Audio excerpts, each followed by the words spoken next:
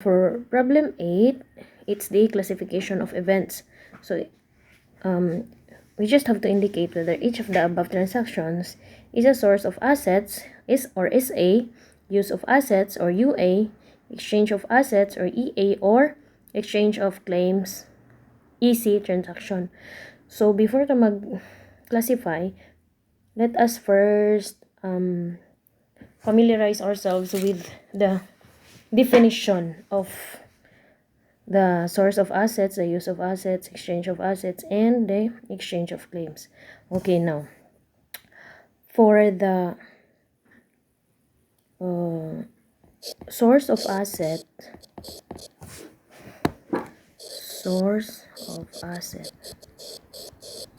SA,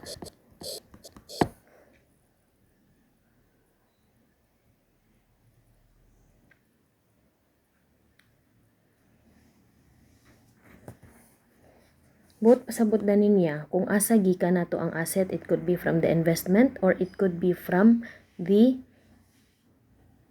loan or katong mga accounts payable. Okay, di ba?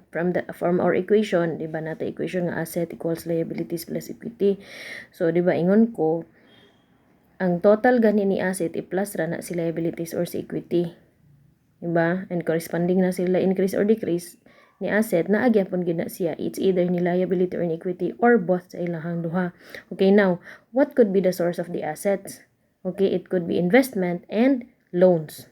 Kana sila, pwede na sila nga source sa asset. So, source sa asset from debt financing ha, kay nag-loan ta kay atong gi-finance sa business, and investment from owners. Investments. Okay? So next ang use of assets. Okay, use of assets or UA. Now kanisa siya ang use of assets is asa nato gigamit ang asset. Usually man ani is ang kung ano man gid ani is ang cash man gid ang may pinaka main actor man gid sa asset, di ba? So kung asa nato gigamit si cash, gibayad ba nato sa loan? Gibayad ba nato sa expenses? Or gipalit ba nato sa mga not palit. Ano lang gid siya? Bayad gid siya. Bayad lang siya sa pay for liabilities and expenses.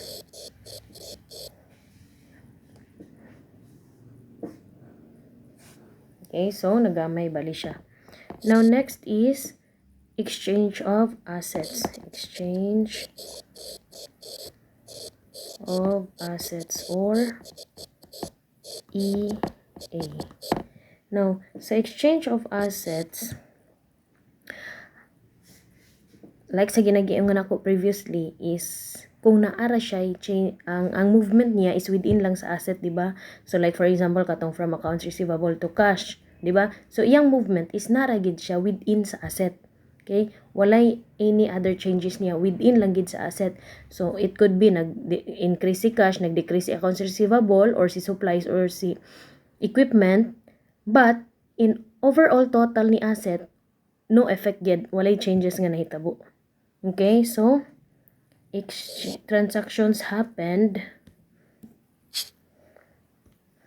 within sa asset lang yun.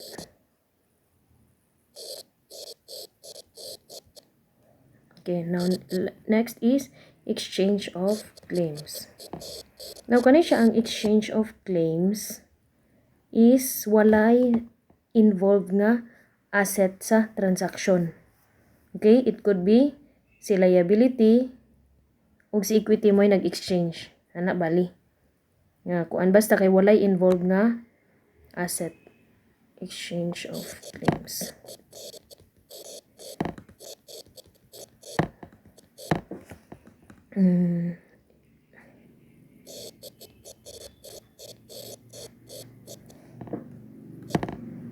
liability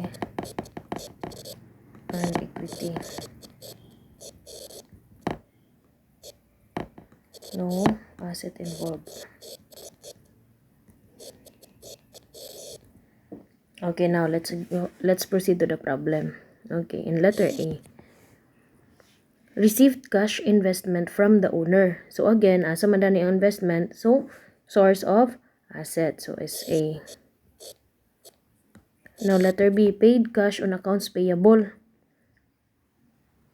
Paid cash man. Kani ang ako ingon dani kung nadugangan atong cash gikan sa utang.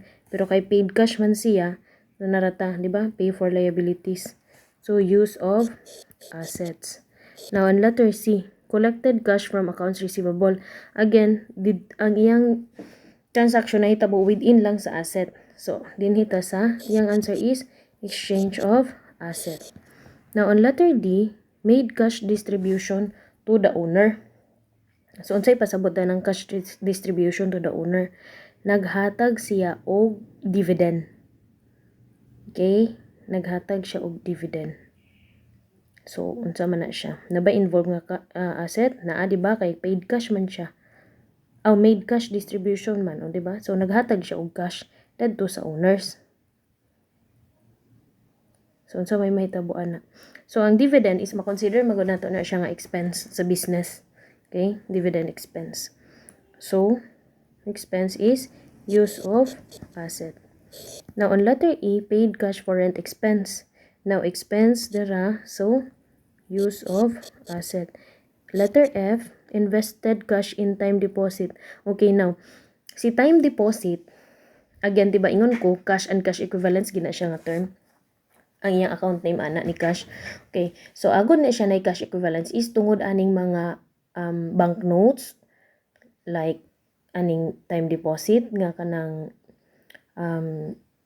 gihimo sa business bitaw bali, di ba ang time deposit is mag-invest imo siyang i-deposit with a fixed term nga dili nimo siya pwede withdrawon hulatan nimo iyang maturity with a promise of interest, di ba, pagbalik na sa cash bali.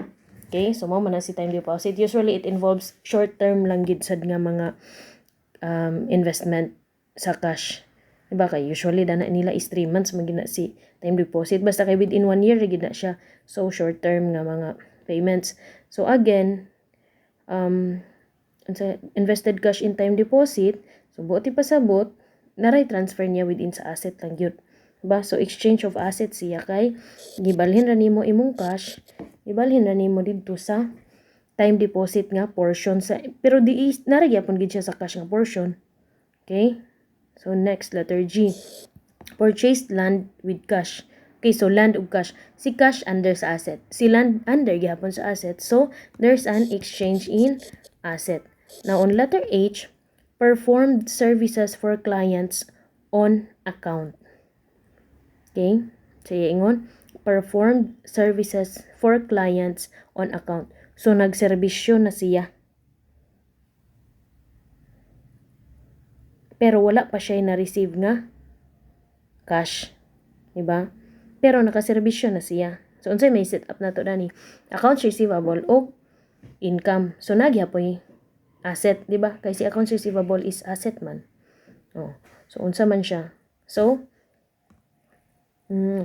dinhi siya sa source of asset. Nga naman, naka-generate man ta og asset, diba? From that transaction. Now, on letter I,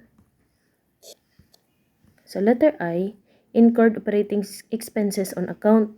So, na ba involved ng asset? Expense man, unya, on account. So, utang.